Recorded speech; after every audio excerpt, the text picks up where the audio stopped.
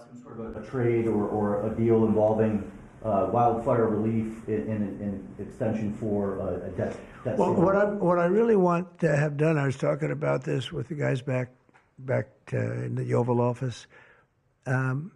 Los Angeles has massive amounts of water available to it. All they have to do is turn the valve, and that's the valve coming back from and down from the Pacific Northwest, where millions of gallons of water a week and a day, even in many cases, pours into California, goes all through California down to Los Angeles, and they turned it off. It's off now. The valve goes, it turns toward the Pacific Ocean, and all that water goes pouring into the Pacific Ocean.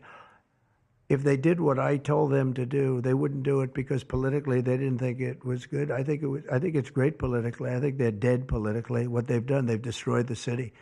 What they've done to that city is unbelievable. The sprinklers, their sprinklers in there like these right here that you see, none of them had any water in them. They didn't have any water. The fire hydrants, 40% of them had no water. The brush was just dry. Everything was dry. The sprinklers on the lawn weren't allowed to even be used. So, everything was dry, and it was an inferno. They created an inferno. So we're demanding that they turn the valve back toward Los Angeles right now. It's not even believable that they haven't done it. Just so you know, they have a valve, and it turns like, think of a sink, but multiply it times many thousands of times the size of it. It's massive. And you turn it back toward Los Angeles. Why aren't they doing it? They either have a death wish, they're stupid, or there's something else going on that we don't understand. But we want the water that they're throwing away to be used for California. And that includes the farmers of California. When you drive up north, you see all of the land.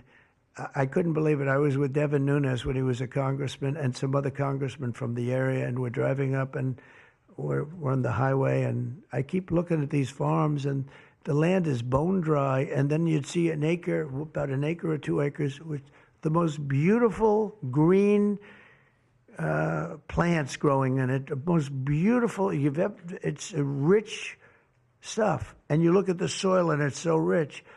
That soil is almost the equivalent to like Iowa soil. It's phenomenal.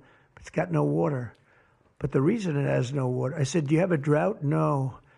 I said, what do you mean you don't have a drought? Look at the thing. It's dry as a bone. The reason you have like an acre is because they say you can farm 1 acre, but no more, because they didn't want to waste water. But they throw the water into the Pacific Ocean. These people are crazy.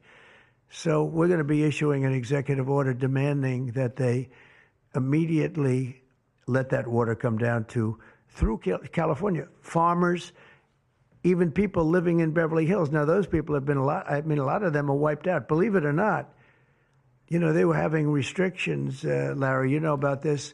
They wanted to restrict you to 38 gallons of water a day. That sounds like a lot, but it's not. When you're a rich person and you like to take a shower, 38 gallons doesn't last very long. And they have all this water, and it's really good water. Up high, Pacific Northwest. Some comes in from Canada.